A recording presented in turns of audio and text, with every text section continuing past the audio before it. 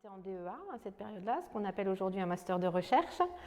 Et dans les couloirs du bâtiment recherche où j'avais beaucoup de cours, il y avait une petite affiche en A4 qui parlait de bourses d'études pour des étudiants de toutes disciplines qui s'intéresseraient au champagne. Donc c'était aussi bien sciences humaines que techniques, etc.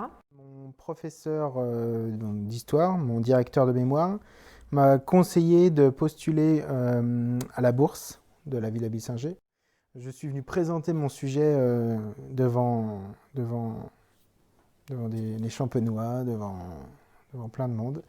Et c'était une première expérience pour moi de conférence, quoi. Donc j'ai candidaté, j'ai été retenue, ce qui était assez génial. J'étais très contente parce que en plus ça représentait une somme, je ne pourrais plus dire combien, mais à l'époque ça me paraissait beaucoup parce que j'étais étudiante et donc voilà. Donc une expérience un peu stressante au début, mais finalement très positive. On était en tant qu'étudiants très bien accueillis et finalement c'est ça qui nous a mis à l'aise aussi pour un premier exercice qui peut paraître difficile quand même. Donc là ça permet de voir et de rencontrer des gens de la Champagne et du Champagne. Et voilà, scientifique, culturel et puis amical, toujours.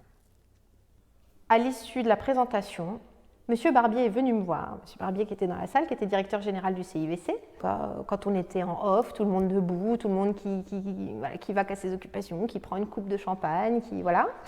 Et alors il m'avait demandé si j'étais intéressée pour reprendre la responsabilité de l'Observatoire économique. J'ai quand même énormément orienté ma carrière professionnelle, finalement.